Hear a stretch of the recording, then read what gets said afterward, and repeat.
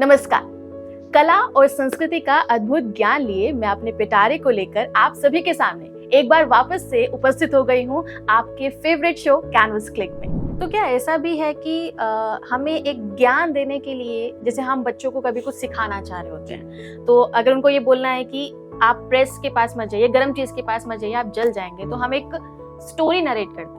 बिल्कुल। किसी भी फिक्शन स्टोरी को क्रिएट करता है कि एक बार ऐसा हुआ था, ऐसा हो गया था, उनको जल गया था, तो उनको बहुत दुख हुआ था। तो क्या रामायण भी कुछ इस तरीके की कहानी है जो फिक्शन है, किसी ने देखा नहीं था, लेकिन एक कॉन्सेप्ट को समझाने के लिए भगवान राम की कल्पना की गई, उनके 14 साल के वनवास की कल्पना की गई? क्या कल्पना आधारित है वो?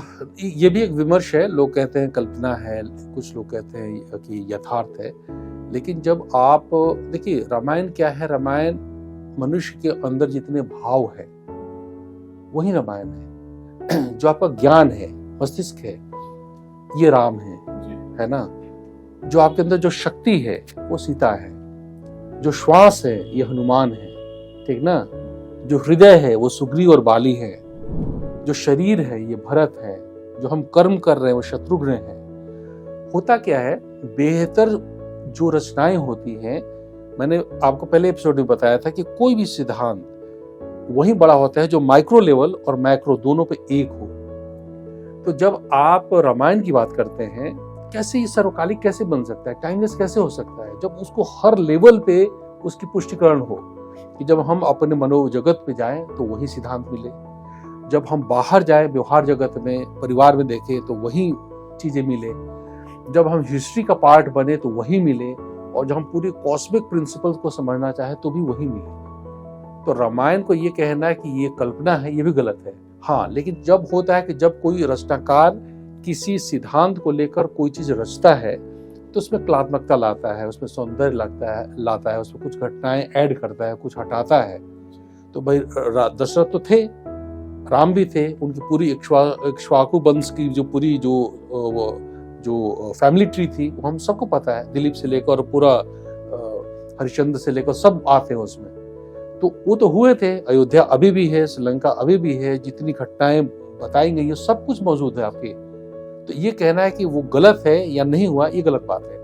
क्योंकि हमारे उस समय इतिहास लेखन जो था उसकी पद्धति ऐसे नहीं थी जैसे अब हम लिखते हैं। उस समय हम क्या करते हैं कि अपने पुराणों में ही, अपने शास्त्रों में ही विज्ञान भी लिख देते थे, इतिहास भी लिख देते थे, सारी चीजें कंपोजिट फॉर्म में होती थी। तो जो शास्त्र पढ़ते थे उनको सब पता होता था। आज ये ब्रांचेस हो गए, इतिहास अलग लिखा जाएगा, सोशियोलॉजी अलग लिखी जाएगी, एंथ्रोपोलॉजी अलग लिखी जाएगी, एस्थेटिक्स अलग लिखा जाएगा। उस समय ऐसा नहीं था। यानी कि ये कोई ऐसी घटना है जो हमसे अभी हमारे समय से बहुत पहले हो चुकी है और उसको एक एग्जाम्पल के तौर पर हम अपने जीवन में, अपने आचरण में उसको शामिल करके अपने आप को बेहतर बना सकते हैं। बिल्कुल। तो क्या महाभारत के पीछे भी ऐसी कहानियां हैं? हमारे यहाँ कॉन्सेप्ट है सच्चिदानंद। तो सच्चिदानंद में सत्य, चित और आनंद 3 तल है। इसका अर्थ क्या हुआ, ये कला जगत में मैं जब जाता हूँ तो बताता हूँ। सत्य जो है, ईश्वर सत्य है, तो वो कहता है कि आप मुझे विज्ञान के तरह भी आप मुझे प्राप्त कर सकते हो। सत्य क्या है? विज्ञान का तल है ना? जहाँ पे तर्क है, जहाँ समझ है, जहाँ विश्लेषण है। वो कहता है कि आप मुझे चेतना के तौर पे भी आप मुझे समझ सकते हो, जो चित्त है ना, जो धर्म का क्षेत्र है, अनुभूति का क्षेत्र है। और तीसरे लेवल पे कहता है कि आप मुझे आनंद के रूप में भी प्राप्त कर सकते हो, वो कला तत्व है। तो एक कलाकार जब भी किसी विषय के पास जाता है तो वैज्ञानिक भी होता है और धार्मिक भी होता है। इसीलिए कलाकारों में दोनों गुण आपको मिलेंगे।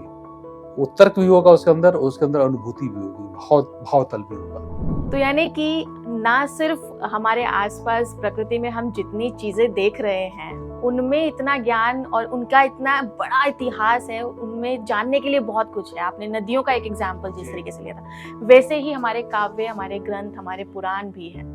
तो मैं चाहूंगी कि हम अपने अगले एपिसोड में उन पर बात करें और आप उनसे रिलेटेड जो भी आपकी जो समझ है, आपका ज्ञान है, वो हमसे शेयर करें। बिल्कुल डिम्पिका, बिल्कुल करेंगे। बहुत कम समय में हम आपको बहुत ज्यादा ज्ञान देने की कोशिश कर रहे होते हैं, लेकिन ये ज्ञान एक समुद्र की तरह है जिसका कोई छोर नहीं है। आप जितना इसमें जाएंगे उतना ही आपको लगेगा कि थोड़ा सा और जान लेते हैं। और यही क्यूरियोसिटी यहाँ बैठकर मुझे होती है। जब मैं अरविंद सर से बात करती हूँ हमेशा लगता है कि थोड़ा और जान लेते हैं। इसी बात को कंटिन्यू रखेंगे अपने अगले एपिसोड में। तब तक के लिए देखते रहिए क्लिक इंडिया। नमस्कार।